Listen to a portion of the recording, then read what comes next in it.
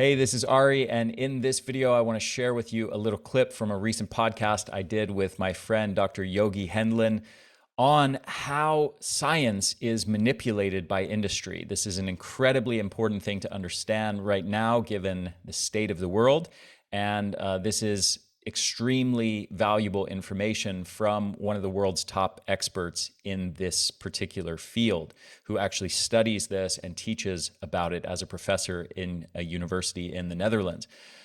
So enjoy, and if you want to listen to the full-length episode, which I highly recommend, the link for that is down in the description below. Enjoy.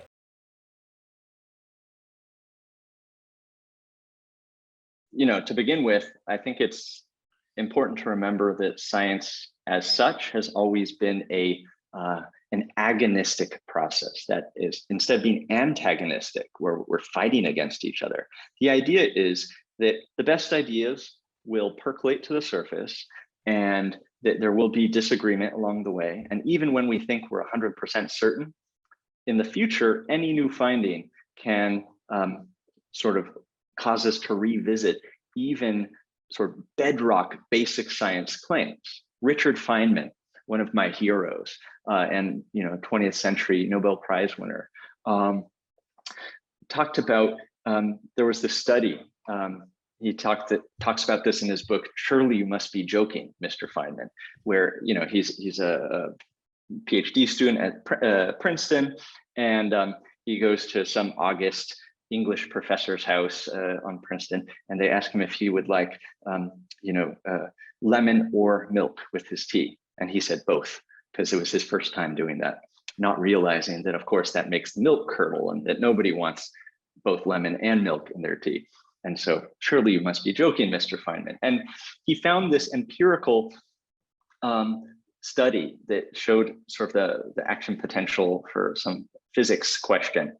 And all of his theoretical work, was always off from this. It was just one time. It was never repeated, this experiment.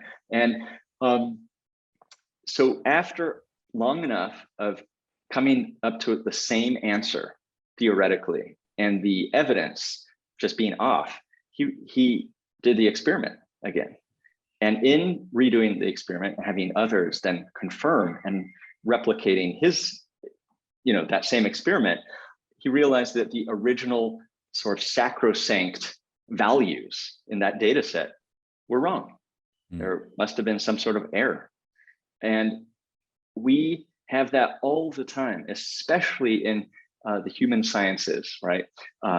In health, medicine, technology, with psychology, especially, you see we have it's called a replicability crisis, that a lot of the science that's published, of course, there's intrinsic interests of scientists to feed their family, to become famous, get rich.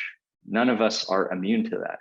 But what we can do is become aware of it, right? That's why, instead of this idea of trying to make scientists saints, I'm instead trying to just have transparency and disclosure, right? And that's part of what integrity is about, but you need to sort of systematize that in the scientific system. Otherwise, it's very easy to roll out sensationalist sort of science claims that might not be double checked, that might not be reproduced. Of course, you might have a claim that comes for a new paper, new experiment, that is well qualified and guarded and saying, under these conditions, perhaps, maybe this is true. And then it gets to the news media and you get headlines of saying, chocolate cures cancer, if only, right? And so, there's even like a joke Twitter account that talks about adding in mice to all of these, News headlines. Wine cure, a glass of wine a day stops, heart disease. Yeah, studies found like in mice, right? And so many of our, at every step of the way in the scientific process, there are many different micro hurdles that need to be jumped, or accessed. But it's not that simple to just, say, okay, this is a possible thing going on here in mice, or in this very small sample of people, and then extrapolate it to be a universalizing issue. And that unfortunately happens in our marketing day and age almost all the time. And so the actual science that we're getting is at best fragmentary, and at worst completely sensationalized, which makes it so that we lose trust in science. That's the end result.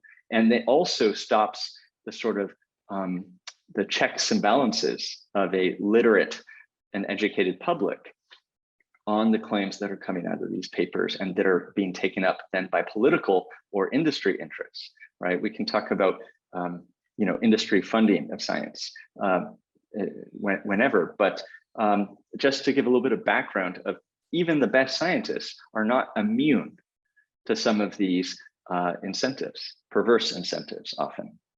Isn't there an incentive to find something in the research that you're doing, meaning have some kind of positive or negative finding that so-and-so did result in some effect as opposed to no effect?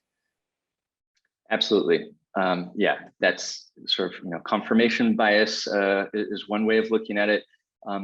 There's also, you're much less likely to be published in a top journal if you have a finding where we spend all this time and energy and money, and people dedicated their lives for 5 years to this thing, and it didn't work. Right.